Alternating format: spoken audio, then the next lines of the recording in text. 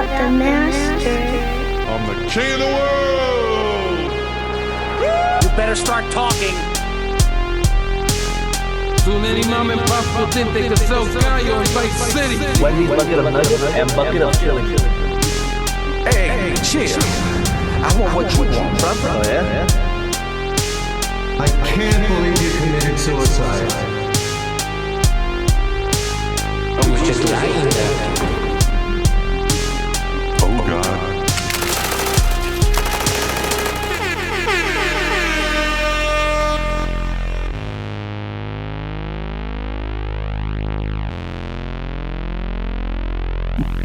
Good morning, fellow YouTubers. Bill Pepper here. Hey there, friends and family. This is Dan. I'm here at the Dan and Adam Are Afraid podcast. It is Sunday, January 25, 2026, and it is episode 85. Thanks for joining us on episode 85. Glad you made it. Joined here by my cyber-sexual co-host, Adam. Hello, Dan. Thank you for having me today. I'm cyber. Oh la la. Get it? I'm cyber. Ooh la la, indeed. Oh la la. Oh la la. Oh la la. Ooh la la, indeed, Adam. If you notice, and if we have any audience members who are visually seeing this, I have long sleeves on today. A stark difference from last week. This guy's always sleeveless in Seattle. Sleeveless in Seattle, starring Chom Banks. Starring Tommy Chong. It's like, hey man, I don't got any sleeves. Hey man, it's you. It's me. I saw you at the point, man. I don't know where people meet at Sleepless. Do you know Sleepless in Seattle, Dan? Have you seen that? No. Oh man, that is a classic. I've not seen it. A classic that I have not seen either. But hey, welcome to the show. It's episode 85. Whoa, episode 85. Join the Discord, like the show, like the video, like the YouTube, review the show. Yeah, Adam, review the show. We'll read our reviews live on the show. I heard we got a new review. You want me to leave I'll review the show? Yeah, absolutely. 5 stars. Have you? I have. Go ahead and. I haven't given us a 5-star. I just realized that I haven't given. Maybe we should give ourselves a 5-star review. Yeah, dude, get on that. Go ahead and read our new review from 4 days ago. From username Hainsey. Yeah, a very welcome addition to the manosphere. These guys get it. 5-star. Thank you, Hainsey. You're a. Thank you, You're a gentleman/lady and a scholar. I am a little concerned though. When you type in manosphere, you get images of Andrew Tate. Oh, so I guess we are. I mean, I feel like we're a positive like version of Andrew Tate, but I don't like that lighting. I hope this is a joke.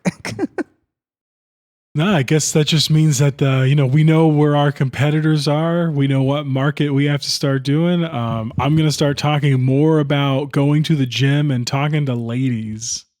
Guys, listen up. If you want to talk to ladies, first you have to just have no respect for them. I've said no respect for women. It works that way, right? That's what I'm hearing from the manosphere. Having respect for women is a chump's game. What is that? Also, please coming for Adam. /S, obviously being sarcastic. You guys know me. I'm very, very, very. We like women on this podcast. Hello, everybody. Kentucky. I would never trust a man that calls himself a feminist. So you will not hear me say that. That's for sure. I do appreciate the 5 stars. Tell your friends. Join the Discord. And if you want to have your review read live on the show, leave one on Apple Podcasts or wherever you can leave reviews. You can leave a 1-star review and call us all sorts of names. Guess what? We're probably going to read it. I mean, guess what? Yeah, that's my promise. I'll read any bad review of me. Probably be more excited for that than a positive review, but that's because I have self-esteem issues. Sorry. Did you just fart? It's natural. I did during what was it? Joey had his like top 10, and during it randomly I just put the fart sound effect in there with no context. Nice. Go back and listen to that. Just one for randomly is just seriously discussing something. He's like,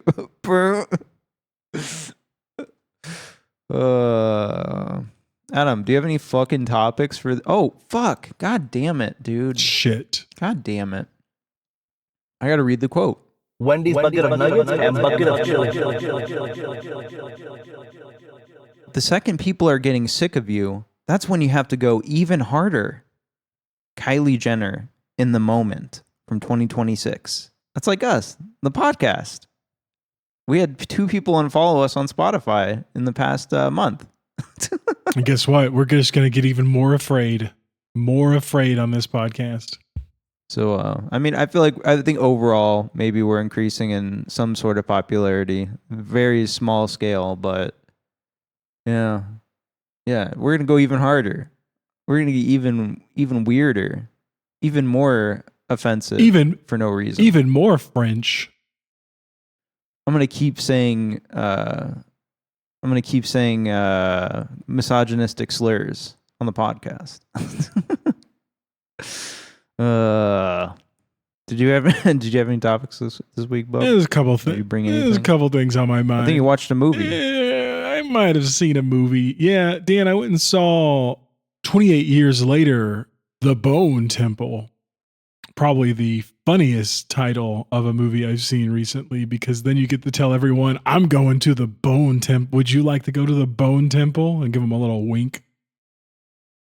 Obviously, I don't want to give anything away. I don't want to talk about any of the cool shit that necessarily happens in the movie.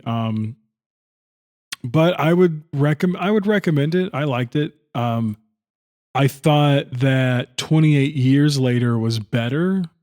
I'm going to go ahead and just put that out there right now. 28 years later has a lot of weird sequences, a lot of interesting stuff it does visually. And as we're going to get into it later on today's movie,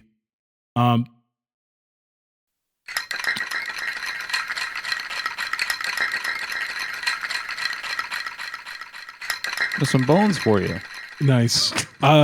Weird visual, creative visual, experimental visual. Like I'm just finally able to admit that's what makes me love a movie. You know, I for the longest time I was a plot cell. I was like, I like a good story, as long as it has a good story. And now I'm becoming a style over substance person as each passing day on this earth is stripped away from me. But the Bone Temple, big recommend. Go see it. I love Ralph Fiennes. I love the guy who plays Jimmy, and he also plays the main vampire in Sinners. Jack O'Connell. He's in it, and he's great. I love that guy. He has disgusting teeth in this movie. Shout out Jack O'Connell from UK Skins, the TV show. That's right, Dan. UK Skins. The TV show, where like half of our actors are from now. Daniel Kaluuya, Skins. What's the other guy? Indian guy? I don't know if he's Indian. Dev Patel, Skins. The other guy, Nicholas Holt, Skins. Joe Dempsey. They're all Skins all the way down. Damn, that's crazy. I didn't know. I didn't know. I've never watched Skins before. Yeah, dude. So you like the Bone Temple? Yeah. Was it? Yeah, I liked it. What Tyler think? What Tyler, friend of the show, think? Family member, family friend. Tyler, brother, family friend, fellow podcaster. He liked this. Was his second time seeing it. He was like, "Hey man, let's go see it. I'm down to see it again." Oh, I forgot he had seen it already. That's right. Yeah, I saw it at. That's right. I saw it at the Christown Harkins movie theater. They do not have the new seats. So it's the classic seat where you sit down and you sit down on like the edge of the chair and then let it fall down. So you kind of plop, thereby ruining the chair probably, over time. You didn't have recliners? No recliners, dog. Big giant recliners? Big giant recliners with your big soda, and you got like a full English breakfast in front of you. It's one recliner takes up like 3 normal seats. It's like it makes more money this way. Yeah, it's the sad reality. No one wants to sit in a theater. The minute something's over 2 hours, they're like, I don't know if I could sit in a theater that long. Even with the recliners. Yeah. These people are not made for Sundance. So you saw Bone Temple. I wanted to talk about the Miami Mall incident, Adam. Do you remember the 2024 Miami Mall incident? Damn, I think you're going to have to remind me. It was New Year's Day, January 2024. The Bayside Mall in Miami. 183 police cars, black choppers, and numerous first responders surrounded the mall. Police scanners and electricity was cut, barricades erected, and phones searched. And at that moment, the electricity in the entire area turned off. So people were apparently in the mall, and people were like, "Yo, there's giant shadowy figures everywhere." I read a story, and they're like, there were really tall people walking around, but they didn't look right. And then people started freaking out and calling the cops, and then everyone started running. And do you know the official story on this at all? Do you remember this event at all? Has this been completely memory hold? Like, I vaguely remember it, man, but it's been a bit. There's just been so much that's happened since then. So like it is true that like there was like an inordinate amount of like black police cars or whatever that showed up. There's like 30 of them. There was some crazy shit outside this mall. And the official story was that there was a bunch of kids. There's like 50 youths running around inside with fireworks.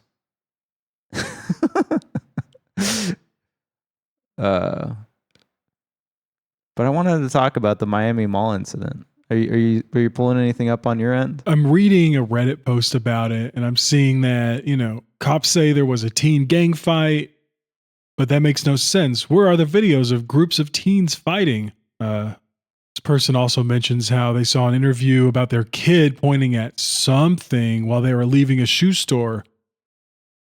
So, I mean, if there really were figures phasing in and out of solid walls, then, oh, buddy. Did you see the recent update on to like, I don't know what it was, but it was some like U.S. government like White House website that was like, we harness the power to change time and space. No, Jesus. And I was like, damn, what if that's actually true?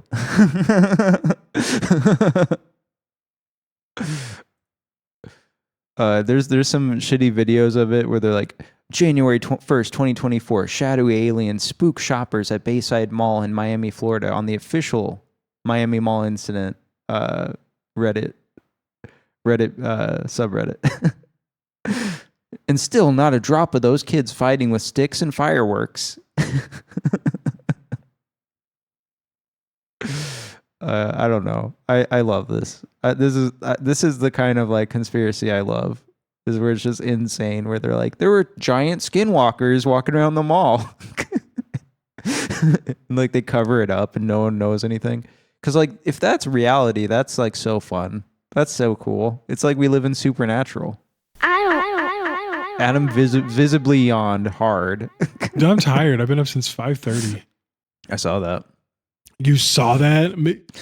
That was when I was heading off from my nap. Big brother over here.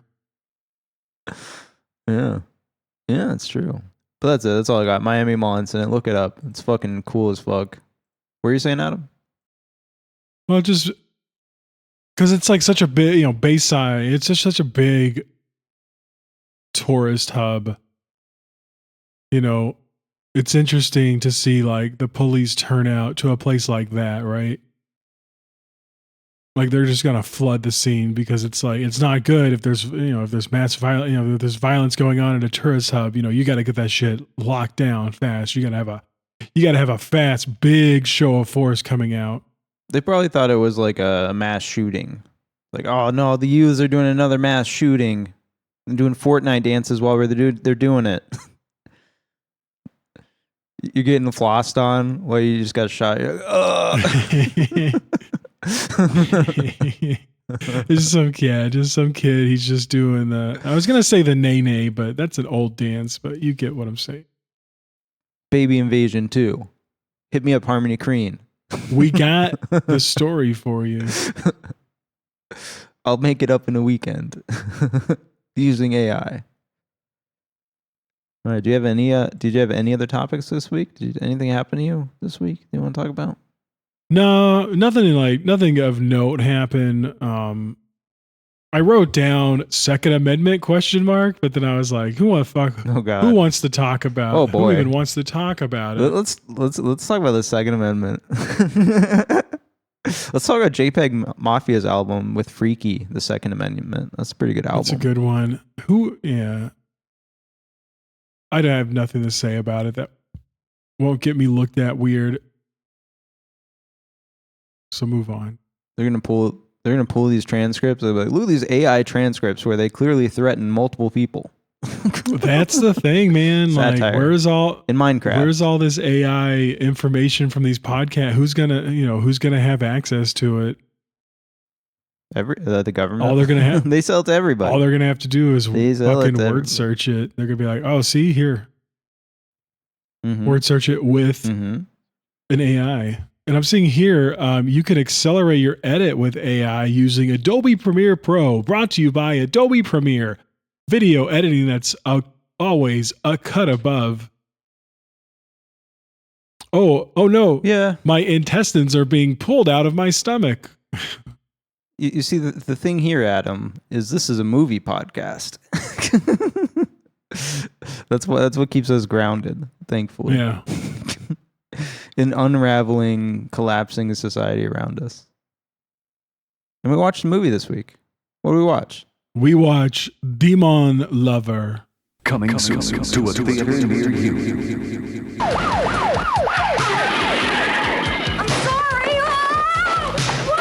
Sir? I am on a personal call. Do you mind? I'm sorry. You gotta make some changes. You lie on the floor, people are going to wipe their feet on you. New York City. It's a jungle. I'm affectionate. Bonsoir and good evening, ladies. And all Denny wanted was someone to love. The strays, they see you coming miles away. Dogs, alley cats, actors. I am called Cat. I like men. Hey. Then, she met her perfect mate. You are attracted to scum. All I want is someone to take care of me. I am a Pazzazzi. Oh. You got the curse all over you, boy. It's sex. I can't do it, think about it, or even look at it. I turned into a monster. Piece of cake. Honey, it won't change the way I feel about you. No. Hey, what a bet. You either gotta get tough or you gotta get a gun. Put your mouth where your mouth is. Kiss me, stir me up, prove to me that I'm wrong. You look really, really awful. No.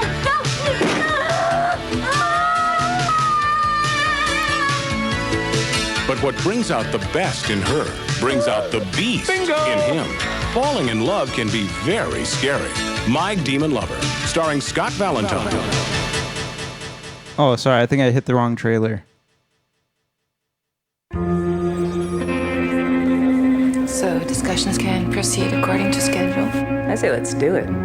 As you can see, business has increased by 35% and our market share has doubled for Demonlover.com and the connected sites. Manga sex, adult manga, SM manga, Japan porno will control 75% of the world market. Nous avons des concurrents qui sont prêts à n'importe quoi. You don't like her very much, do you? I hate her guts. Cute. We'll have to figure out a way to control her. Karen est manifestement hors circuit, disparu. Dans ce cas, tenez-vous prête à repartir pour Tokyo dans la semaine. Et ça vous va? Ça me va.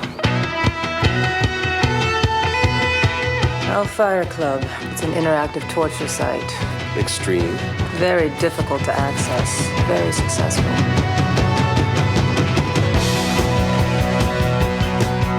It's like drugs or prostitution. Supply and demand. Ce serait public à temps. J'emporte le récepteur et le mini-disque. Vous voulez voir des conversations intéressantes. What does she want? I don't know, maybe just to scare you for now. Tu avais l'air absorbé. Ça t'excite.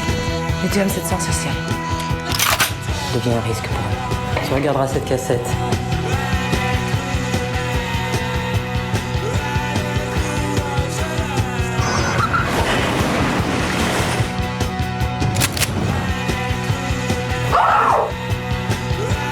Je vous rappelle que pour eux, c'est une question de vie ou de mort.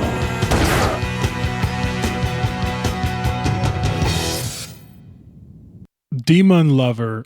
It's a 2002. It's a French neo-noir thriller film. It's written and directed by Olivier Assayas.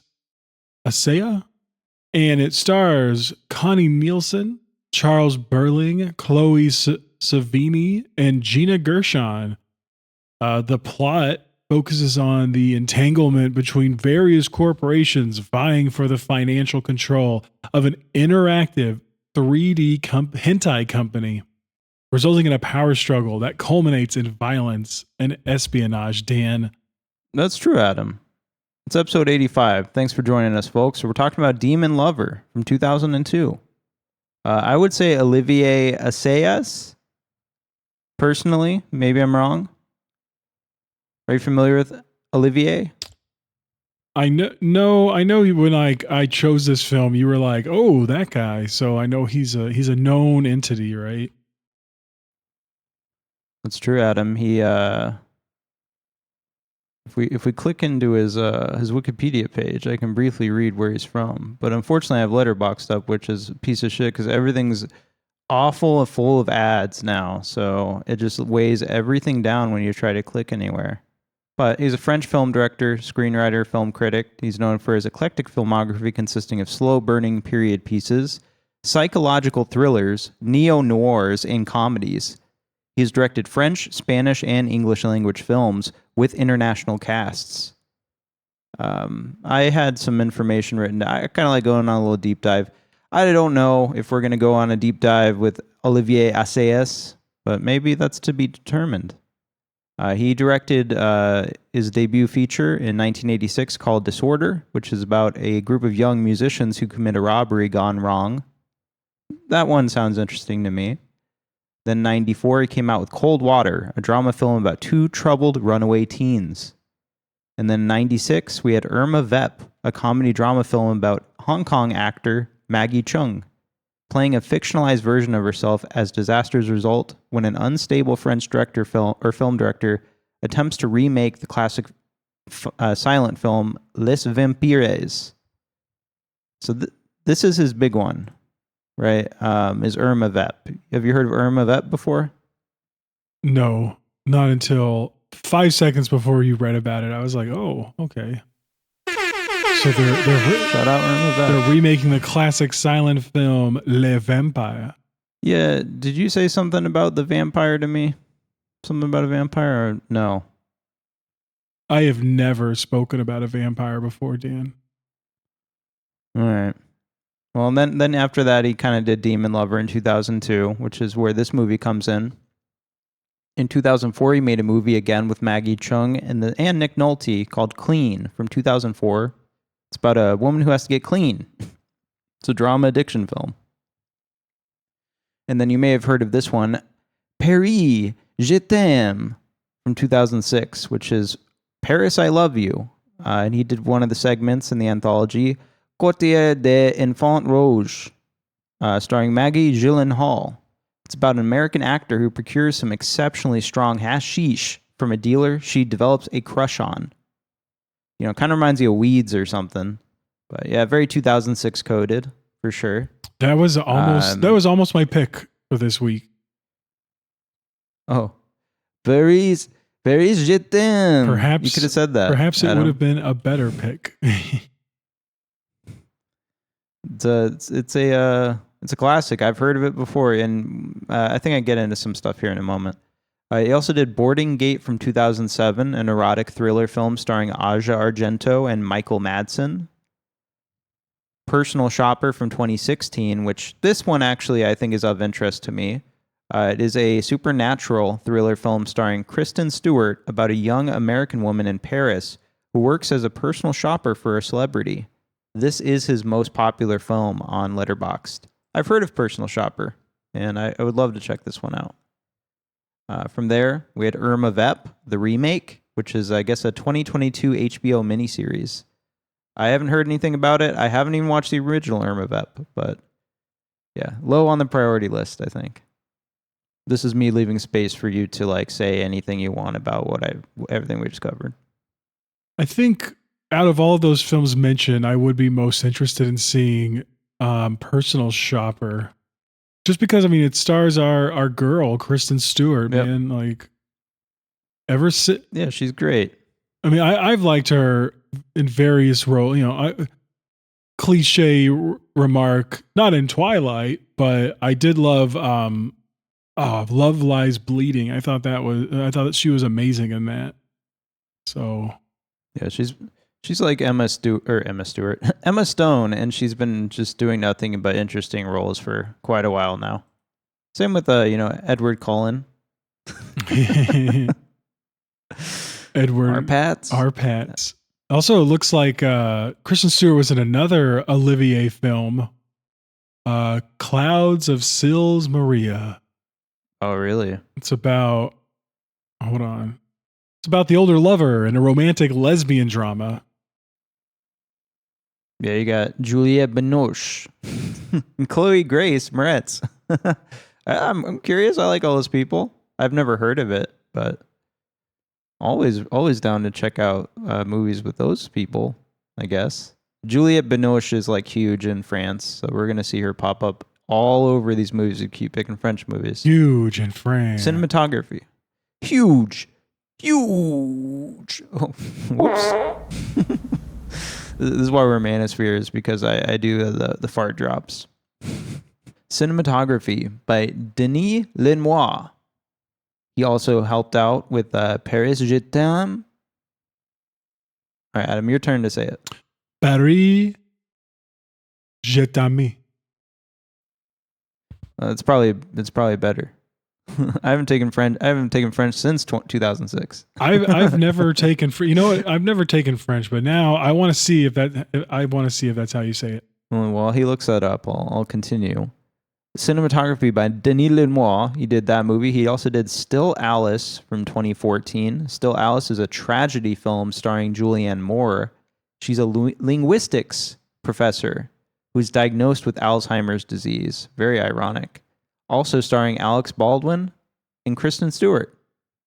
I don't know why I said Alex Baldwin. I'm pretty sure it's Alec Baldwin. Yeah, the one who killed... Yeah, that one. The one who killed the woman. I think we can forgive Alec Baldwin at this point, right? Adam, coming back in. It's... Oh, fuck. I just forgot how to say it. But no, we both said it horribly wrong. It should be a phrase we know. It's a phrase you could say to your woman, your lover. You could be like, je t'aime, je t'aime. It means love. It means I love you. Oh, yeah, I know. I know that. But how do you say it? Paris, I love you. Paris, je t'aime. I can just picture you got the cigarette in your mouth. Yeah. Je t'aime. Yeah, it's just like je t'aime. Je t'aime. We're at the cafe all day. We have no job. To respond, you say moi. I see, man. French is. I've never taken French, and I've always kind of looked down on the French, but it's because I've been a typical American. Anyway, let's keep going. French is pretty hard, but I'd rather learn Italian because I'm actually going to go to Italy, so I can functionally use it. I guess I might go to France too, so I don't know.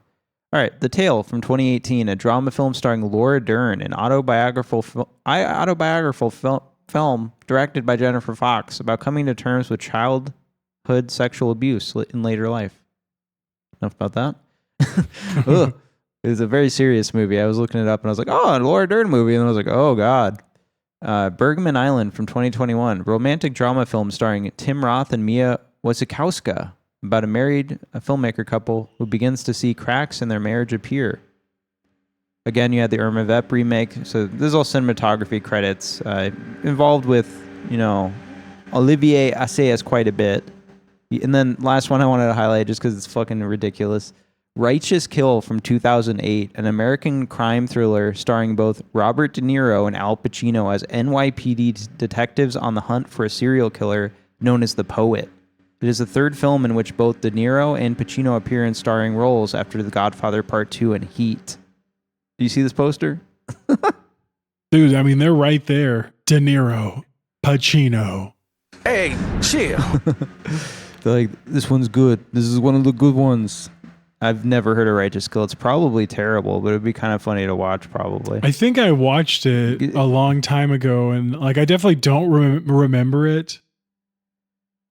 It's Dunkachino era Pacino.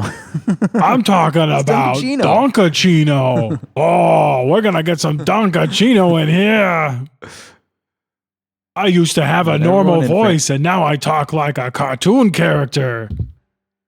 Well, you talking to me? It's me, Robert. You talking to me? Dan and Adam are afraid. Can I get Dan and Adam are afraid?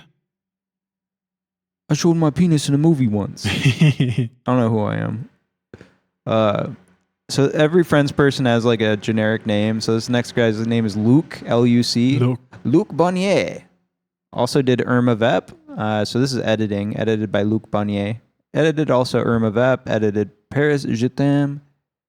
So not that much to note, but because every time we pull up these French people, it's like 2 movies I recognize and then like 18 movies that no one's seen that are just like the most French things ever. They're like French dramas, and it's like I don't even know if they translate to me. Music composed, big one. Music composed by Sonic Youth. Adam, do you have any history with Sonic Youth? I think the only real connection, no, but I've always loved that there's rendition of what is that song? Don't you remember you told me you love me, baby? They're like covering the Carpenters or some shit. But yeah, that's like the only real connection I have with them. Yeah, I'm really not familiar with them at all. Apparently they have like fucking 20 different albums, but yeah, I'm not familiar with them. I listened. So this movie we're talking about has some Harmony Korine connections with both starring Chloë Sevigny, and then we also have Sonic Youth doing the score. Harmony Korine had made the video for Sonic Youth. I don't remember what the video is called. Look, now I have to look. Video stars Macaulay Culkin, and it is called Sunday. They're fine. I mean, what I've heard isn't what you hear in this movie. This movie is very different from what I've heard. It's not guitar based necessarily, but it is distorted, droning, pulsing, rumbling, and squelching. What other words would you use to describe that score? I mean, I would literally use the word espionage. Because it sounds like something you would hear in a movie about corporate espionage. I love this. Just getting into it a little bit. I love the scenes where it's so like it just boils up or it swells. Just be buzzing like bzzz. Just be like the 2 people in the conference room. She's like, "Hey, can I tell you? I want to ask you something." Bzzz. And he's like, "Actually, whatever." And then she just leaves and it just dissipates. But I really like that element of the score. Like the score to me is 5 stars. Like if anything, I'm like the score is amazing. So yeah, shout out Sonic Youth. Movie was produced by Xavier Giannoli. Also did Assayas' Clean in 2004 that we mentioned. Andres Martin, who did Blue or helped produce Blue is the Warmest Color in 2013. And then we got a couple other, Jean Coulon and Claude Davy, who helped with the other producer, Xavier Giannoli's other films, Eager Bodies from 2003 and The Singer from 2006. So tight-knit group for the most part. Production companies, we got quite a few. Elizabeth Films, M6 Films, Citizen Films, Coffee Mage, Group Data Cine, Los Sofica Images 2, Pro Cyrep, just wanted to mention them, shout out, also involved with I Stand Alone, TPS Cinema, and a big one, Forensic Films. Forensic Films also helped produce Julian Donkey Boy in 1999, another Harmony Korine connection. Clean 2004, and something called The Babysitters from 2007. Have you heard of The Babysitters, Adam? No. It's that classic cover you'd see on Netflix where it's like a woman taking off like a wife beater, and it's like The Babysitters. And I looked at the Letterboxd reviews for it, and it was like men should be put down. And I was like, oh god, it's one of these movies where like a guy directed like a bunch of teenagers having sex with men kind of movie. I was like, oh god. Oh. But you see it everywhere. It stars John Anyway, Leguizamo. I'm just saying it's maybe a pick we could do in the future if we're interested in this weird bully shit where people get pissed that we even talk about it. From there, we did distribution through SND Films in France. Wow. French. Production and distribution subsidiary of M6 Group. French. I like some French toast. And then you got Twilight. So they helped distribute Twilight within France. Divergent. Now You See Me series. Topical. Now You See Me 3. Yeah. Just came out, or Now You See Me. Now You Don't. Now You 3 Me. Now you 3. Now you 4. Foursquare. Remember Foursquare, Adam? Yeah. It was La La Land. You love La La Land. Dun dun dun dun dun dun dun dun dun dun I should love La La Land, right? It's got Emma Stone and like fucking Ryan Gosling. Like, how could it be better? Maybe I need to revisit that one. One of my core memories is leaving the theater with your current wife and me. We were all leaving together. And after seeing La La Land, and me and your wife were just like, yeah, it was okay. I kind of didn't like it that much. And then you were like, what? I loved 5 stars. it. I was enthralled. I'm Mark Wahlberg all of a sudden. Hey, buddy, you trying to give La La Land less than 5 stars? I don't think so, pal. Hey, buddy. I just watched The Other Guys while I was editing last week's podcast. I had it playing on this screen, and every time I would just like pause the cast, unmute the movie, I would giggle to myself because Mark Wahlberg he's himself. He talks like himself, like, obviously, and he's just like, I'm trying to tell you right now. Yeah, I need to rewatch that so I can get I need to really work on my impression. That's a good idea, Adam. Palm Pictures in the US put this one out. Later, it was actually put out by Janus Films and Criterion. I wish I had this on Criterion Blu-ray. That would have been very helpful. Palm Pictures also helped distribute Memories of Murder in the U.S., Ghost in the Shell from 95, the actual anime movie maybe, The Basketball Diaries from 95, New York, I Love You from 2008. Is that one of those movies? So I was highlighting that because you've heard of this one, right? Yeah, isn't that like with like there's like 80 fucking stars in that or some shit? Like. Maybe. So you may be falling into the trap I did where I got it confused with Valentine's Day. But do you remember Valentine's Day? I mean, I'm not confused. I'm not confusing it. I just assume that those are like the same kind of movie, but am I wrong? They're not in the same like genre or the same like grouping. Because it's like a whole group of movies in the I Love You. There's like a third one too. But I for some reason I kept thinking that Taylor Swift was in New York I Love You, but she wasn't. She was in Valentine's Day from 2010, which had like Taylor Lautner and like 100 different actors. Should get my wife to watch that. She'd probably love that movie. She'd be like, oh, it's... Yeah, you should watch it. It's almost Valentine's Day, bro. Let me know. I'll get it uploaded. Oh, it looks like she's dating Taylor Lautner in this screenshot. Yeah. Sorry, I should stop looking at it. That's all I remember. Welcome to New York. That's all I remember is the trailer for it. But I Love You New York is just real quick for my I Love You New York heads. It's a 2008 American romantic comedy anthology, just like the Paris Je T'aime. It consists of 11 short films, had a bunch of directors, including one by Shunji Iwa. Shout out. Shunji Iwa. I didn't even think about that connection. Wow, that's cool. I didn't know that. So maybe one day we'll watch New York I Love You. Moving on. We got also Stop Making Sense, the 1984 Talking Heads documentary that A24 just like restored and put out. I really want to see that. This movie that we're talking about, Demonlover, was shot on A10 XTR Prod, also used on I Stand Alone. Should be mentioned, the camera on the left, Adam, if you're looking at the images. Panavision Panaflex Millennium XL with Panavision Primo lenses. So I've heard Panavision lenses are the best. So just so you know, in the future, Panavision, they're really expensive, but they're the best. Utilized both 16 millimeter for one scene and 35 millimeter Kodak film negatives. It was mastered in 2K via digital intermediate and was struck, partially blown up for 35 millimeter theatrical prints, probably because of the single 16 millimeter scene. Shooting dates, July through September 2001, roughly 2 months. Adam, what was happening? What cataclysmic event happened in that time frame? Well, like I said yesterday, I believe Master of Disguises came out, right? Or Master of Disguise was being filmed. Yeah. That's a horrible tragedy. It was Muhammad Atta's very bad, no good day.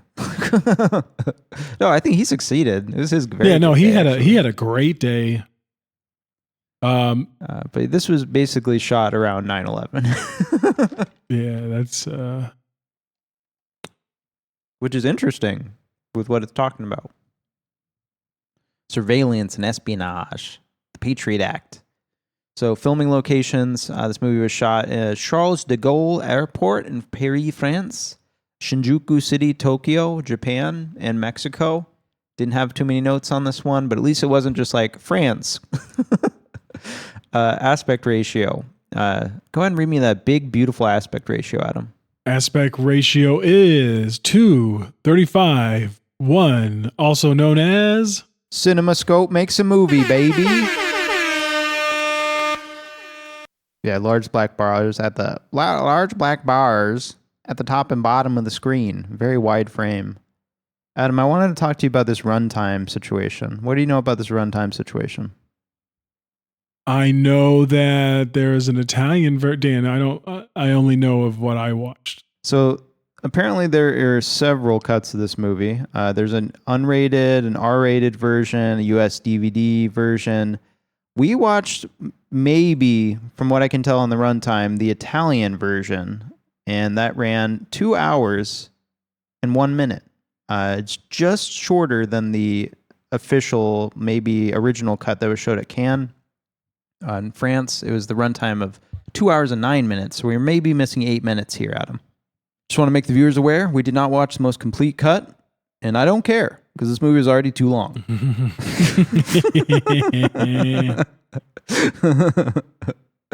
Release date, May 19, 2002, Cannes Film Festival. It was released on a Sunday. November 6, 2002 in France on a Wednesday. Should be noted, new movies are released on Wednesday in France instead of Friday. Fun fact. September 19th, 2003, the following year, we finally had a very limited release here in Los Angeles, San Francisco, Chicago, and NYC. This would have been your opportunity to see it with September 19, 2003. What was going on that weekend? Well, we had Underworld shaking the charts with 21 million opening in almost 3,000 theaters. So Underworld was really big. You know Underworld, right? The big vampire movie. Do I know Underworld? Movie is awesome. Yeah. Now everyone our age knows Underworld. Now the second movie on your list, it's fun because I'm like, oh well, I know what I was doing this weekend when this movie came out. I was seeing Secondhand Lions because we went and saw that when the weekend it came out. Wow, okay. There we go. I got some lore. Adam was seeing Secondhand Lions. It was the second most best grossing movie of that weekend. So that's good.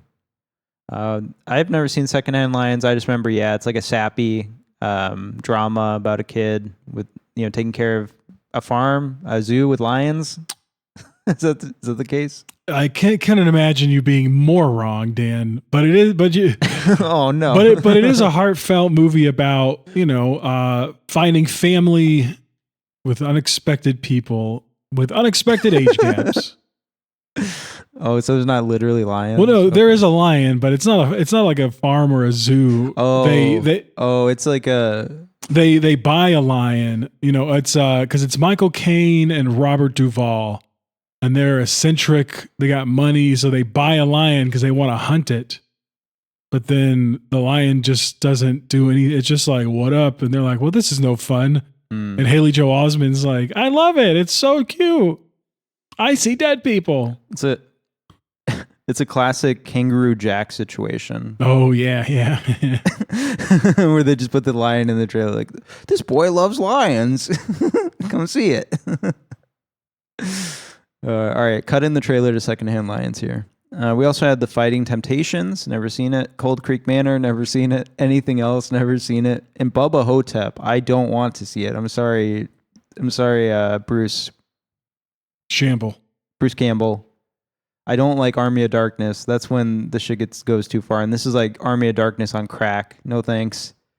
And then we had Demonlover at number 85 of that month, with only 3,900 opening in 8 theaters. You know, a little bit better than Lily Shoo Shoo that we talked about yesterday, but you know, still not that good. But again, not a movie that's necessarily made to wow and make a bunch of money. Other notable competition for that month, real quick, we had Once Upon a Time in Mexico. Boring. This is how I know I'm not part of the manosphere. Is I don't like Once Upon a Time in Mexico. No, that movie's dumb. It's like, I remember how it was marketed, and I was excited to see it. Very boring. Very. Shut up, Robert Rodriguez. Shut up, Robert Rodriguez. Oh, it's Robert Rodriguez. Damn. Maybe it is good. Number 3, Magic's Men, Pirates of the Caribbean, Curse of the Black Pearl, Dickie Roberts, former child star, The Rundown, Freaky Friday, Jeepers Creepers 2, Cabin Fever, Open Range, Seabiscuit, Lost in Translation, Freddy vs. Jason, Uptown Girls, Duplex. A Duplex comes up in conversations in my life sometimes. And Spy Kids 3D Game Over. One of the best movies of all time, but I don't think it had come out that month. It had a budget of $8 million. So Demonlover had $8 million in its disposal. Decent amount, but it only grossed $3,900 in the States in 8 theaters. So I feel like that budget allegedly went to Gina Gershon. Yeah, you know, they said a lot of actors, big, or at least a couple of big ones. Never mind, they're not huge though. But total worldwide gross only 462,976, just under 500,000. So this did not make its money back, Adam, as far as I can tell. No, are you surprised? No, I am not surprised. That's really it for our background here. I do have some trivia. Connie Nielsen is Danish and fluent in French and English. Apparently she speaks 8 languages, and I believe it. Chloë Sevigny initially learned her part entirely in French, phonetically, before being recast as a bilingual executive assistant. She learned how to like say her lines and stuff, but she didn't understand the language at all. Nice. Which seems crazy to me. Which is probably why they're like, all right, just talk in English sometimes. It's fine. We just got Gina Gershon on the cast. You can speak English now. Yeah, that's why they're like, we need to get some English people in this cast because she looks a little confused saying her lines. That's impressive though, man. Like to learn your entire part phonetically. Like I know people do that with music sometimes so they can sing along to their favorite Japanese song, but yeah, I mean it is impressive. I I'm not an actor, so I give them credit where credit's due. I think she sounds really good in the movie. I can't tell because I'm not like French, but sounds believable to me. I didn't know what a pret-a-porter was, but apparently it is a factory-produced, high-quality garment sold in finished condition in standardized sizes. So it's like a French garment. There's a French garment featured in this movie by Fred Sathel collection and is credited along the movie and video game extracts featured. Who's Fred Sathel? No clue. Sathel. Whoops. So this is the guy, or Fred Sathel, this would be the person, maybe it's a woman, shit, is known for like some of the video game segments? Is that what I'm hearing? I don't think that's true. There's no way. Well, because like, we're just moving on. Fashion elements, including specific clothing pieces, are credited alongside the film's scenes. So I guess it's because there's like high-end fashion aesthetics. I don't know. That sounds like some shit. I'm sorry to all my fashion heads listening to this, my fashion core. And yes, Fred, it's probably like Fried Sathel because that is a woman. Fried Sathel is credited along the movie and video game extracts featured. All right, whatever. there's your IMDb note that means nothing. So let's get into the movie. Adam. Do you have a plot to read off? We're just going to go off the Wikipedia this week. I mean, okay, I probably should have like hit you up beforehand. I thought about it where I was like, Dan, I did not want to do the plot to this movie. You haven't even asked me if I recommend this movie yet before we get in the spoiler zone. Oh, that's true. Adam, do you recommend Demonlover? I can't believe you recommended this movie. Well, don't worry, because one of the rare times on here, I don't recommend the movie I brought to the table. Dan, how does that make you feel? Are you stoned or something? They tried stoning me, my dear. It did not work. I don't know. I mean, I was going to reach out to you this morning at 5 a.m. when I saw you were watching as I was ending my morning and kind of taking a nap before the podcast. But I wanted to say, I think you're going to need to sit with this one and read other people's reviews and stuff. Because like my immediate reaction was also like, damn, this is boring. Damn, it's only 40 minutes in and I'm pretty bored. And then they just kept stretching on and on and on. And I didn't really appreciate any of the elements until I sat and had to think about it for a while after the movie. So I recommend it. It's a recommendation from Dan, but it's a light recommendation for sure. And we'll get into that. Let's talk about the movie. Real quick, I did want to mention Connie Nielsen as Diane de Monk. She was in Gladiator. Oh, she's also in Gladiator 2 most recently. That's so cool, man. I didn't even recognize her. This would have been around the same time, too. Yep. Yeah. She has notes saying that she's like, I'll take any project that's artistically gives me artistic satisfaction. I'll star in the big Gladiator U.S. Hollywood movies. I'll star in little French movies. That's right. She was also in Mission to Mars. Did you ever see that movie? No, I haven't. I should see all these movies. But she was also in Nymphomaniac. I have seen that. 1 Hour Photo. Spoilers, guys. We're gonna be watching 1 Hour Photo pretty soon this year. Not relatively soon, but this year we're gonna be watching 1 Hour Photo. So this just shows everybody. We'll get some more of Connie Nielsen. Everyone gets to see how horrible of a podcaster I am because I'm like, I didn't know she was in Wonder Woman. What is she in which Wonder Woman is she? Is she like the first Wonder Woman and Justice League? She plays Queen Hippolyta. Oh, the new ones? Okay. I thought you were talking about... Because I thought that'd tie in well if she had starred in like some weird 80s version. Would have tied in well with Demonlover. Yeah. But yeah, it's Connie Nielsen. I thought she did really good. I really enjoyed her. I was expecting basically I framed this as a Chloë Sevigny, Gina Gershon movie. And while it is, it's more of a Connie Nielsen performance piece. Yeah, I was actually Now, who else? I was actually surprised how little Gina Gershon was in this movie.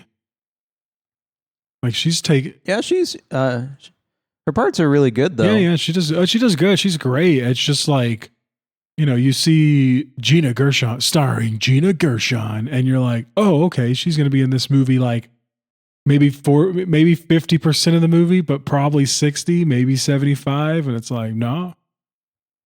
Like clearly her name was put on the cover because it's like, well, she's a big name. Can't not put her on the cover. Yeah, I really like her. Obviously Gina Gershon is known for Cocktail, Red Heat, Showgirls. Oh my God, she's so fucking good in Showgirls. That's right. Yeah. I love Showgirls. It's like the best 4K I own. Probably one of them. It's so good. My wife and I watched that movie like a couple of years ago, and she was not ready for it. And like it was one of those things where like at the first 15 minutes, she's like upset because she's like, "This is so bad," and I'm like, "Well, it is supposed to be a French farce, so it's not supposed to be taken seriously." I don't think it's bad though. I think it's really good. No, yeah, like once you realize it's Paul Verhoeven. Once you realize it's supposed to be like almost a like satire, you're like, "Holy shit, this is funny." Like it's a guy who made RoboCop and fucking Total Recall and Starship Troopers. Like, yeah, he's making fun of Americans. Yeah. It's what she's eating a burger all the time. Eating like the biggest bag of French fries you've ever seen. It's so good, dude. Oh my god. All right. So yeah, she's great. And then you got Chloë Sevigny, obviously. What do you got to say about Chloë Sevigny? The only other people we should mention are maybe some hyperlinks. Charles Berling. I was watching this movie and I was like, you can't be bald and expected to be sexy. Nah, he reminds me of I'm anti-manosphere on this one. He reminds me of like the owner, like I guess it's like the co-owner of the company I work for. He reminds me like of like, oh god, I can't help but see this guy. And I thought he did like okay. I don't know why he was, spoiler alert. I guess he was. Yeah, you know what I do like because he's shot in the head. Spoiler alert. He's shot in the just like point blank side of the head. But I guess that was rape, right? We'll get to it. Yeah. Yeah, he's one of the people in the movie, and then you got Dominique Reymond who plays Karen. Karen? She's a real Karen in this movie. Yeah, she's a Karen in this movie. That's right. She had a role in Golden Girls. No, Good Little Girls from 1987. I have no clue what that is. Again, these are French people that have had long, respectable careers, and me even bringing it up, I'll just say, hey, they had long, respectable careers. I am not familiar with any of it. Respect. Shout out. From there, we get into the movie itself. We can just go through the Wikipedia plot. Diane DeMonk is an executive trying to negotiate a deal to acquire rights to the productions of a Japanese anime studio, which will soon include three-dimensional hentai for the French-based Wolf Corporation. To facilitate the acquisition, she debilitates her superior, Karen, and assumes control of her portfolio. So that's the opening scene there. Is we have the scene on the plane. We don't really have any context for anyone, but everyone's looking at each other a lot, and you're like, it's strange. Everyone seems to know each other, or there's ulterior motives. I did like the little Evian container of water, and Diane just injects it when she's in the bathroom with like some kind of, I think it's haloperidol. I had a note about Haldol. Yeah. Haldol is a high-potency antipsychotic medication used for treatment of schizophrenia, tics and Tourette syndrome, mania and bipolar disorder, delirium, agitation, acute psychosis, and hallucinations from alcohol withdrawal. Typically works in 30 to 60 minutes, which is believable here. Mm-hmm. An overdose can be fatal. Now, known symptoms are dry mouth, coma. Go ahead. Now, do you see that it's Haldol? You know what I'm saying? Do you see that? Yeah. Okay. See, I missed it at first, and you do see it later. Like someone puts it on her desk, and they're like, "Did you forget something?" But at first, I was like, "What is this? Is that?" And I thought it was eye drops, because I know that if you ingest eye drops, it gives you horrible diarrhea. So I was like, "Is this just?" she's like, "What told me?" I cannot make I cannot make this big meeting. I have to take a giant shit. Ned. To take a giant Ned. They're just escorting her to the toilet. Yeah. I was like, oh, these guys are helpful. I do like that scene when like you said, these two guys, they're escorting her. And like, I think you're about to get to that part, right? Everyone disembarks the plane. We meet Chloë Sevigny's character. What's her name again? Elise. And, she's like the secretary. She's complaining about being back in coach. And that's when, everyone like kind of departs, they're all doing their thing. And I do like how like around Karen, the camera is just like, does this kind of cool thing, like spinny thing around her. And like the music, like we mentioned, it's all droney and like, wow, wow, wow. And that's something I liked about this movie, was like how, she just looked like it's kind of trippy how, and it's like really, it's letting you know she's fucked up. Like, and then the 2 minutes. This movie does not care about your footing, and it just throws you right into the plot and really doesn't explain that much. I was awfully confused during this movie. Yeah. I guess I just kept telling myself corporate espionage, because like it just was like, okay, this is like a thriller, a spy thriller. You're supposed to be disoriented. That is where we are formally introduced to Herve, which is played by what's-his-face, Charles Berling, bald guy, and her assistant Elise, played by Chloë Sevigny. Elise despises Diane. She also, I don't know if she liked Karen. She seems generally miserable. But she doesn't like Diane. She doesn't like that she's taken over Karen's portfolio and is now her boss. They travel to Tokyo. Diane and Herv have, like weird sexual tension. There's some tension. There's a little something, they want to get it on, but they don't. It's a big thing in the movie, and it'll come up later. But he's banging some like Japanese chick they're involved with, and having acquired the rights, the Wolf Corporation attempts to enter a deal for distribution with an American internet company called Demonlover. I guess we should mention, we do have the scene before this which is behind me. This is what I would say is like, there's some really good stuff in this movie, like visually, and it usually is, involved with we have a long extended scene showing tentacle hentai, right? My note here was Charles Berling's, what is his fucking name? God damn it. Herv. Herv says to them, she's in a tight fix. When he reacts to the tentacle hentai, he's like, you hear what I said? She's in a tight fix. No need to translate. I laughed at that. Because it's just fucking ridiculous. So if you've seen tentacle hentai, you get an extended scene of that in this movie, which is very well done, right? It's hand-drawn, it's animated, it looks very nice.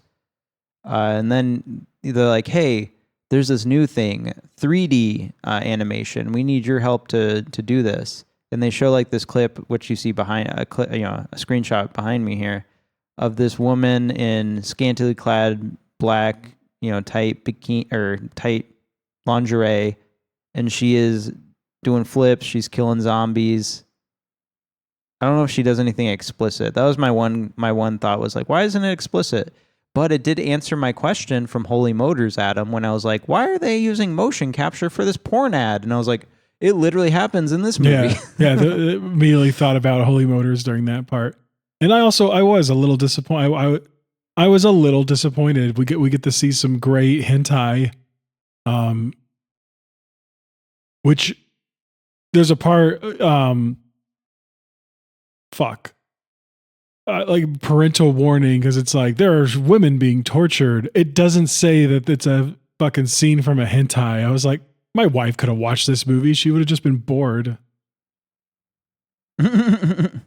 Oh, you're saying there's like a parental rating that was like, beware, there's scenes of torture. Yeah, and it was like violence, heavy violence throughout. And I was like, I guess.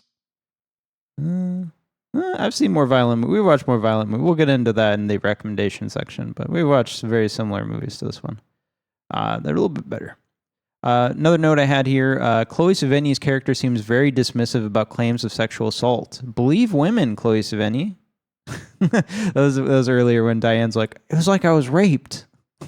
It was like I was raped. There you go. You can cut that in. Yeah, there you go. And yeah, so they enter the deal. They go to enter the deal with Demonlover, which is, I guess, a big conglomerate that owns all these different websites, domains, and they own like something crazy. I think in the trailer they say like 70% of the market share. But this is ran by Elaine, or co-chaired at least by Elaine C. Gabriel. Elaine is played by Gina Gershon, and they go into all this stuff. They have a competitor they're trying to fight against. That's the corporate espionage angle here. Is Demonlover's main competition is something called Mangatronics, and they're like, we need them out. We can't let them do anything. We need to suffocate them and get them out of the industry. We need to take over. So very corporate stuff, and that's what most of this movie is, honestly. Like, it's like maybe 10-15% cool stuff you see behind me, and then like 80% just people in boardrooms, people in cars, sometimes in a limo, just talking about corporate shit with a really cool buzzing soundtrack. But that's most of the movie here. But point is, we learn that Diane has been working with a mysterious handler. We kind of see the mysterious handler, but we don't understand his significance until, right here, basically. We found out she's working with Mangatronics. She's been leaking information. That's why she poisoned Karen to get her job, so she could get more information to give to Mangatronics, their main competitor to Demonlover, that they're currently signing a contract with. Very complicated, but not that complicated. Point is, Diane discovers that Elaine's company is a front, also for Hellfire Club. Adam, Hellfire Club, an interactive torture site on the dark web that broadcasts extreme S&M content in real time. When confronted with these charges, Demonlover praises Hellfire Club. They're the best. It's hard to access, but they're the best.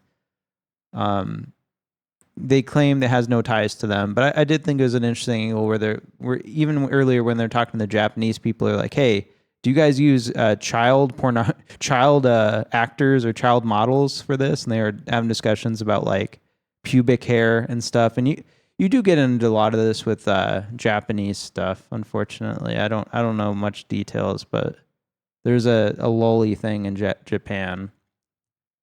But that's a whole conversation, and here it's a whole conversation like, hey, we can't sign a contract with you guys if you're involved with this like illegal snuff operation that's on the dark web. Yeah. Like, no, we got no ties.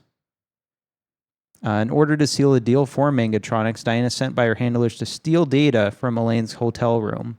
I do have a note here about that. I like the close shots of Diane's black glove hands breaking into the hotel room and pilfering through things. Reminds me of a giallo. I have another note here where I said neon Korg sign in an establishing shot. We love Korg. And then just a note, sexslaveLauraCroft.com. yeah. Talk about of the time. Yeah, Laura Croft. What is it called? Rule 34? Rule 43. Wait. Yeah, I think it's 34. Movie 43? Movie 43 starring Laura Croft. I saw that on 35 millimeter. Yeah, you're right. So she breaks into Elaine's hotel room and she tries to download some information. Unfortunately, she is interrupted by Elaine, who walks into her room, and a violent struggle ensues. And violent. Like they're like trying to kill each other, like slash each other's throats with pieces of glass on the ground and shit. And ends up with them changing rooms. There's blood being wiped on the walls in the hallway that Diane's freaking out about because there's people walking in the hallway. And she eventually gets Elaine down and ostensibly suffocates her with the pillow. But as she turns around, she's like doing whatever she's doing. She gets knocked unconscious by Elaine, and she wakes up in Elaine's room. There's no blood anywhere. There's no body. There's no anything. And she's like, what the fuck just happened? Because you would think she like dies after that. No, it just apparently Elaine died of blood loss right after that. Yeah. When Diane awakens, she's in Elaine's hotel room, blah, no evidence of murder. Diane subsequently meets with Elise, Chloë Sevigny's character, whom she drives home during a rainstorm. This is like a crazy ass scene where she pulls a gun on her, Elise does, on Diane, is like, this is a message from Karen, and she makes her go to like the parking garage underground. She makes her drive way 3 stories down or whatever the fuck. And then she has her rev her engine multiple times. She's like, rev it again, do it again. And she pulls the trigger, and it's an empty clip, so it doesn't go off. And she's like, that was a message from Karen. And she leaves. And then she immediately backs up. She calls Elise back and is like, Elise, I need to talk to you. I have a message for Karen. she tracks her down. And then for some reason, Elise is like, sure. And she gets in the car with Diane again. And that's when you get into the conversation here that they simplify. Elise implies that Diane should be scared for her life before demanding to be dropped off on the side of the street, which she's like, I thought you wanted me to take you home. No, drop me off here right now. Are you? And she's like, all right, shit. And that's when Karen goes to the office. Karen arrives at, wait. Diane goes to the Wolf offices, so she goes to her office. She manages to log on to the Hellfire Club website, the torture snuff website, and it displays disturbing footage of images of women being sexually tortured. I do want to bring up, it's very dated the way it's like the very fear.com, like, oh, the internet is all video. It's like there's no actual interface or anything. I don't know. It's just kind of cheesy, but she sees disturbing footage, images of women being sexually tortured. So it's like people who look like Wonder Woman, and they're being tortured on a metal bed or whatever. Very classic. Karen arrives and she interrupts Diane and gives her an ominous warning, confirming that Demonlover does indeed own and operate the Hellfire Club website. Karen leaves behind a camcorder tape for Diane to view, which she views like the following day or something later that night. It shows Elise, Chloë Sevigny's character, and several men cleaning up the crime scene from Elaine's murder, Regina Gershon's murder. And she's carrying an unconscious Diane back to her room. Diane gleams that Elise is in fact an agent for Demonlover, so Chloe's working for Demonlover, under Herve, who is also a covert associate. Demonlover uses Diane's murder of Elaine as blackmail against her, forcing Diane to acquiesce and become part of the Hellfire Club. This is where I got a little confused, because you have the scenes in the car where she's like saying that Diane was never real. Diane DeMamp, no, Adam DeMamp from the Workaholics, was never real and all this shit. And that's where I got confused. Did you think that like that's true, or are they just like, that's like, hey, this is your new identity? I took it as true, I guess, but I guess I could see where you're coming for, like that secret identity, yeah. Because here it says they use blackmail against her, and really the whole thing just felt confusing. Like, as I read it, like it's very cut and dry, but in the movie it's confusing. But she, I guess, becomes part of the Hellfire Club. And then Elise escorts Diane to a mansion in the country where she drugs her. And I guess this is where I'm also confused. The plot line here says, through flashbacks, it is revealed that Diane also murdered Herve as he was sexually assaulting her a second time. So they go on a date, Herve and Diane, and she's like a different person now, almost completely, right? It's almost like she's been deprogrammed or brainwashed. Her entire performance has changed. And she's having this conversation with Herve, and Herve's like, yeah, I knew you were there, but you were in there somewhere. So it almost sounds like she was brainwashed before. Herve makes a move on her. They make out. Once they get back to the hotel room, though, like he comes onto her strong. She says stop. He doesn't stop. And then this is after they have sex too, right? No. They do that. He doesn't stop. They have sex. They wake up later, and he tries to have sex with her again, assault her again. And then she kills him. Yeah, shoots him right in the head. I Stand Alone style. Very beautiful style. Yeah, like very... You just fucking see that, you know, bam, side of his head fucking pops out. Oh, wrong one. And so Herve has been working for Demonlover as well. Everyone's working for Demonlover. It's either you're working for Demonlover or you're working for Mangatronics.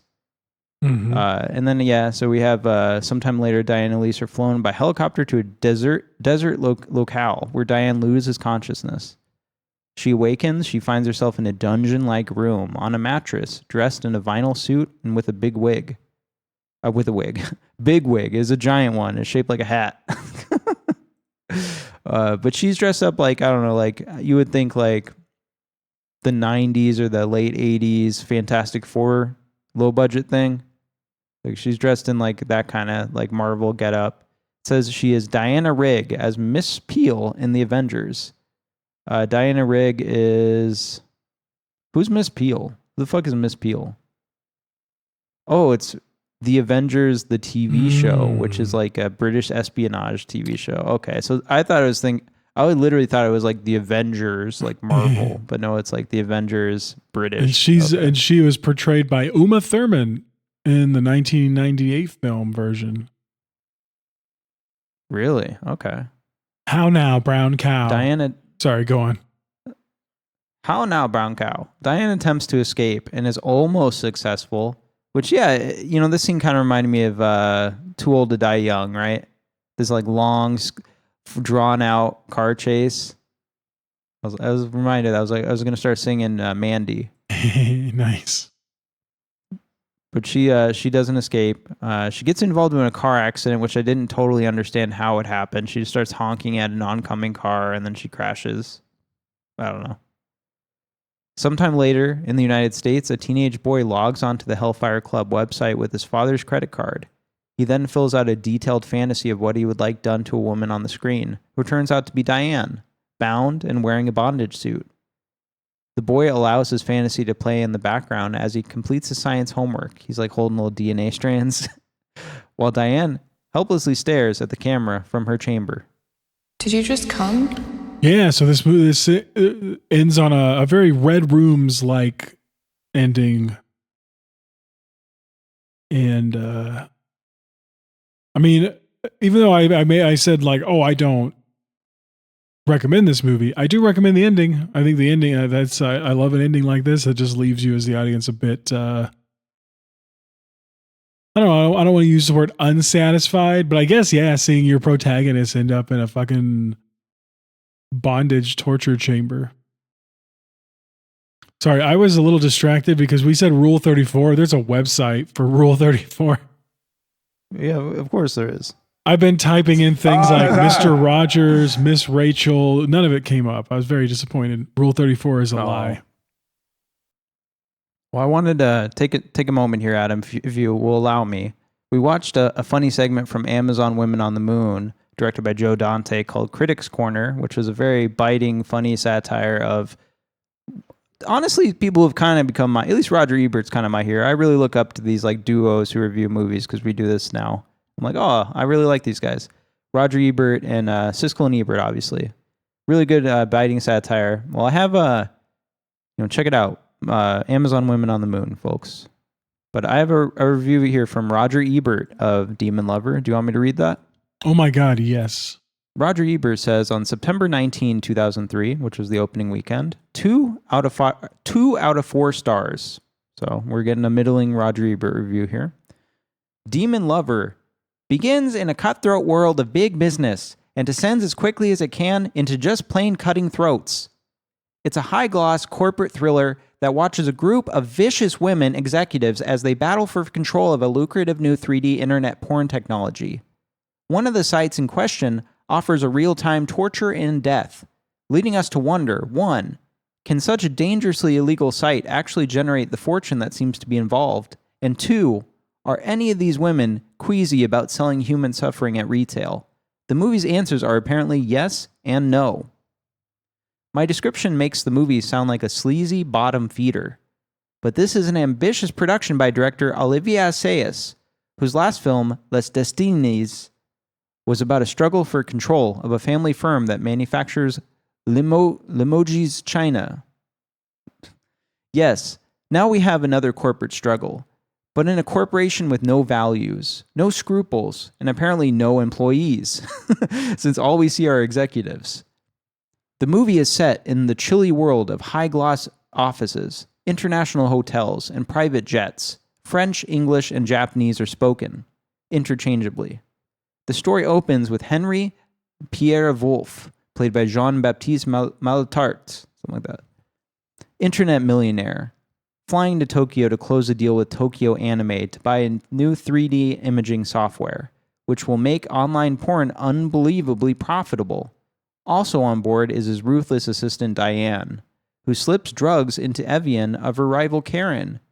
Karen passes out in the airport, her briefcase is stolen, and Diane is promoted to her job. Until this point, the movie has the look and feel of your average corporate thriller. Michael Douglas could turn up at any moment.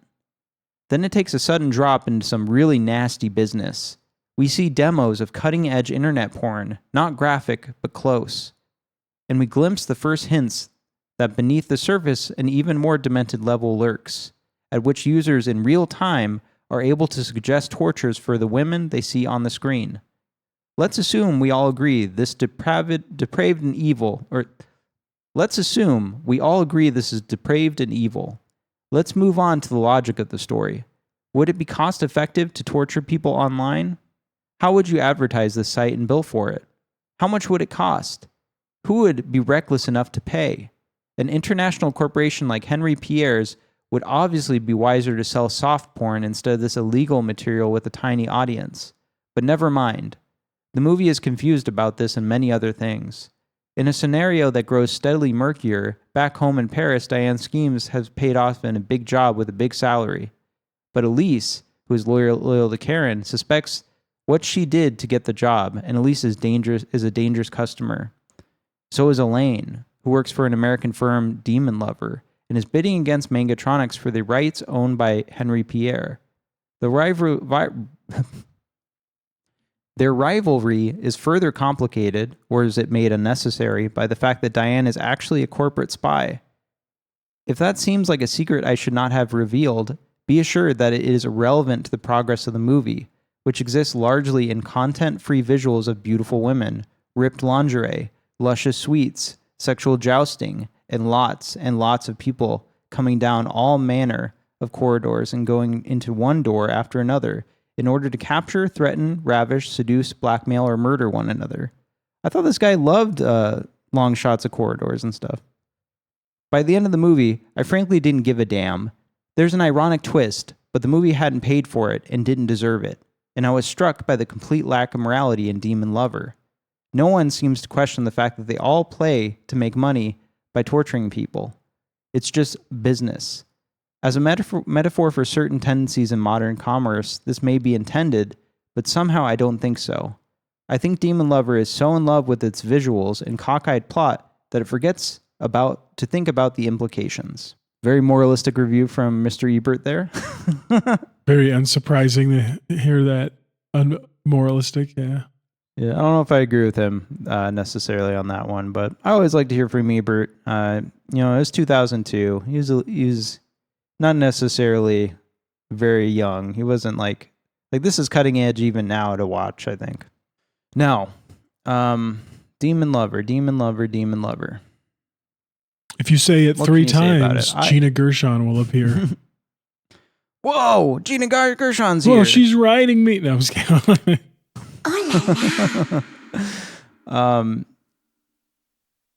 I kind of want to read some more reviews and then I'll talk about what I think. This is a review from, actually you read this one. This is a review from Nathan Ann. Adam, go ahead and read that.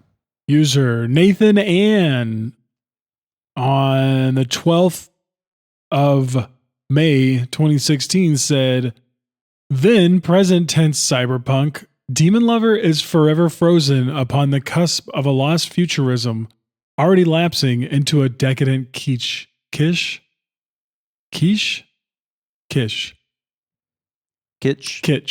Already lapsing into a decadent kitsch. The flows and tentacles of capital, all periphery and no center, shells within shells, without flags or loyalties. A Venn diagram of exploitation with too many circles, relationships impossible to plot. 9/11 rendered this frictionless world of jet lag and instantaneous document transfer as unreachable as the Austro-Hungarian Empire after World War I. The brief glimpse of Bush II on Hotel TV is shocking enough. But he is talking about energy companies, not yet a wartime president. But the specter of the torture dungeon lurks here too. Before it was policy, it was just business. Really like that review. Last review here. This is from Janie Danger, friend of the show, who I've met once. This was on May 9th, 2023. It was a lower review, 3.5 stars.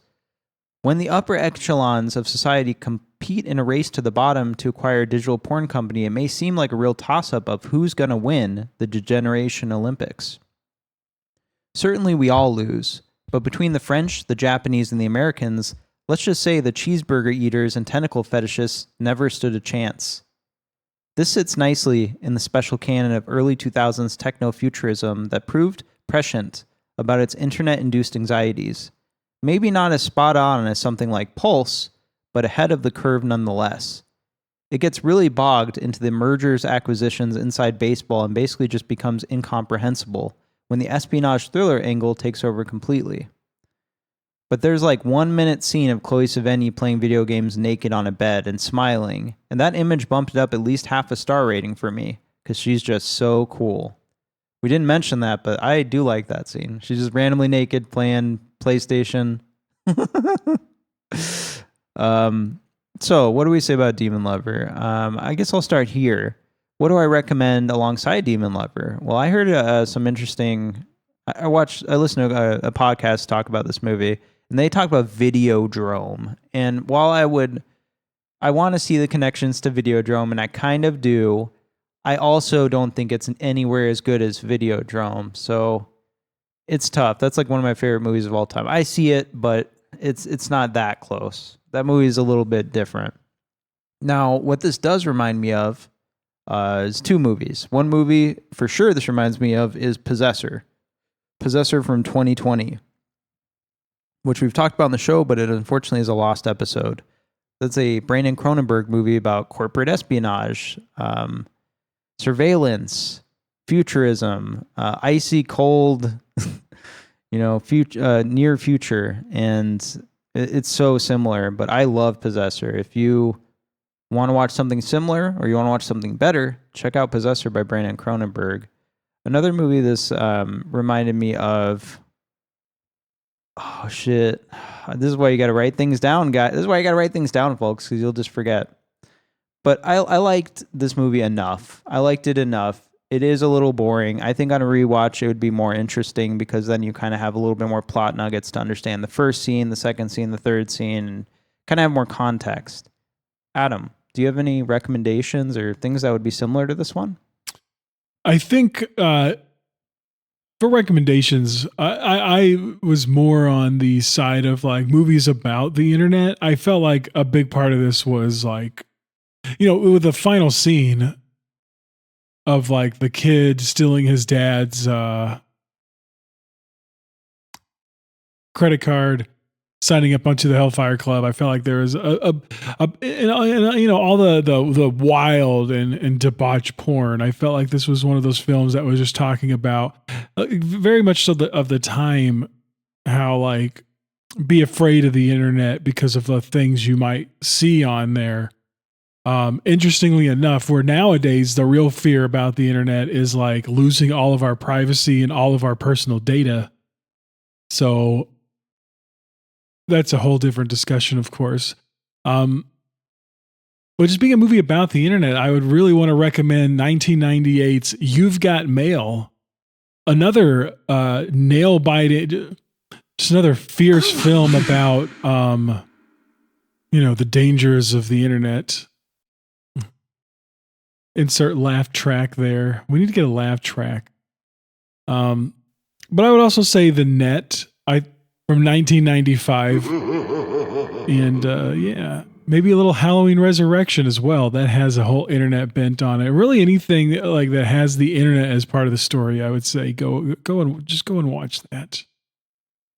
Go check out Colobos, the really bad slasher movie from 2000 or 99, whatever it was.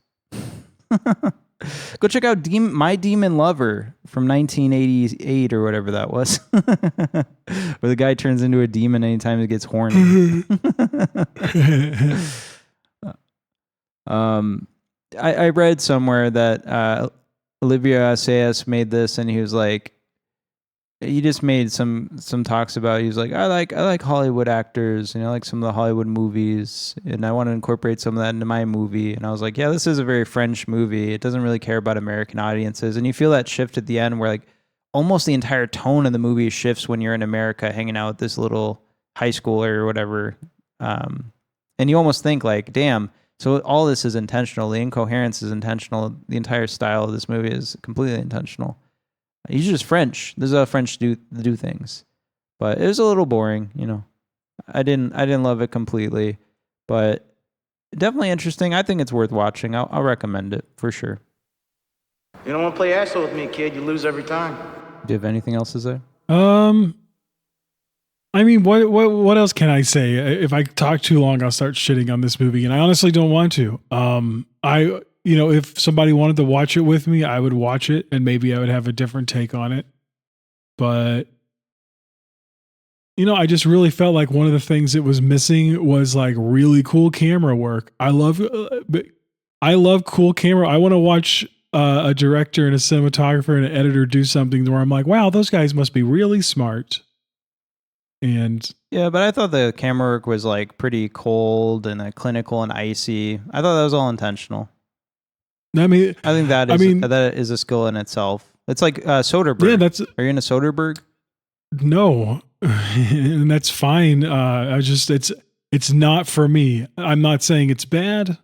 Just saying, it's not for me. Yeah, it's not for me. Yeah, this guy's into Holy Motors. Holy Motors.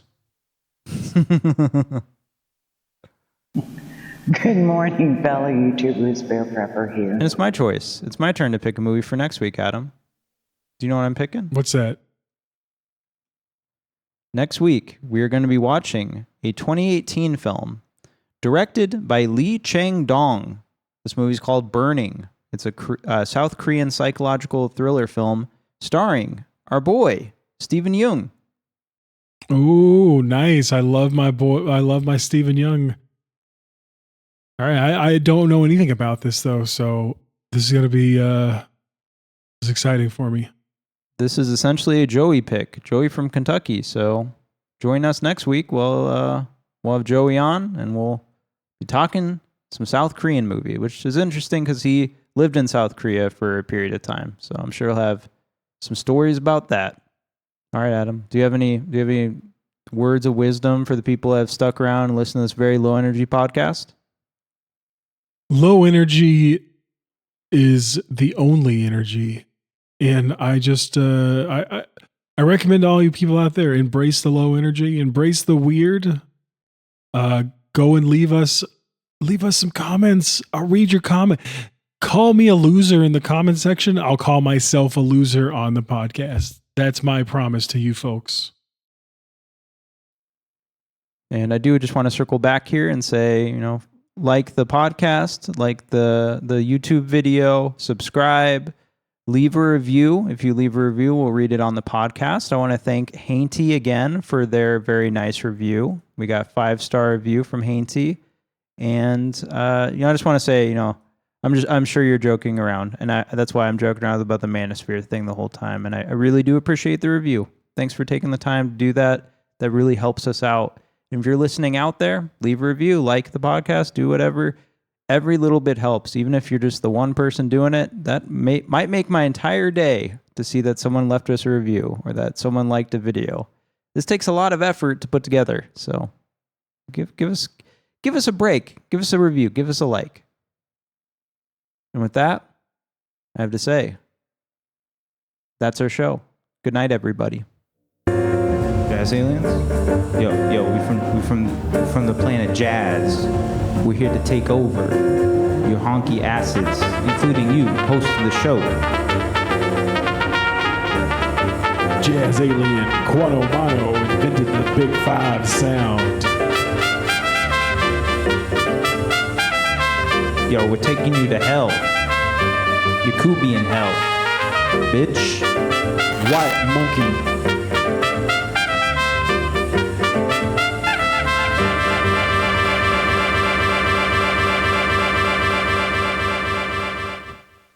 You gotta help me, gotta hide me, I'll do anything.